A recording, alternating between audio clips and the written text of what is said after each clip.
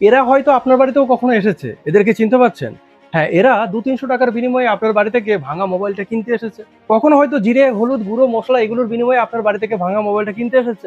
কখনো হয়তো থালা, গামলা, কম্বল এগুলোর বিনিময়ে আপনার বাড়ি থেকে ভাঙা মোবাইলটা কিনতে এসেছে। আর আপনি ভেবেছেন যে ভাঙা মোবাইলটা দিয়ে যদি 200-300 টাকা পাওয়া যায় তাহলে তো ভালো জিনিস, আপনি দিয়ে দিয়েছেন।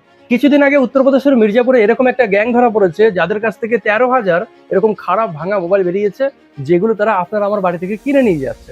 আপনার মনে হয় যে আপনার খারাপ মোবাইল থেকে কি আর তথ্য তারা পাবে, তাই আপনি হয়তো সেগুলোকে 200-300 টাকায় বিক্রি করছেন।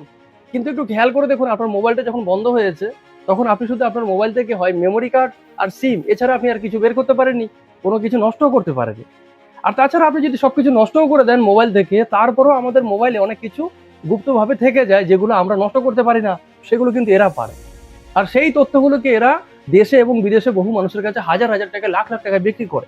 আপনার ওই তথ্য পেয়েই আপনাকে বা আপনার কোনো পরিচিত ব্যক্তিকে এরা ঠকাবে, তার কাছ থেকে লাখ লাখ টাকা বের করে নেবে। তাই আমি আপনাদেরকে একটাই কথা বলবো, যদি আপনি 10-20 হাজার টাকা দামের মোবাইল কিনে ব্যবহার করতে পারেন, আর সেটা নষ্ট হয়ে গেলে, খারাপ হয়ে গেলে 200 টাকার জন্য সেটাকে আর বিক্রি করবেন না, সেটাকে পুড়িয়ে ফেলুন বা ঘরে কোথাও আপনি যত্ন করে রেখে দিন।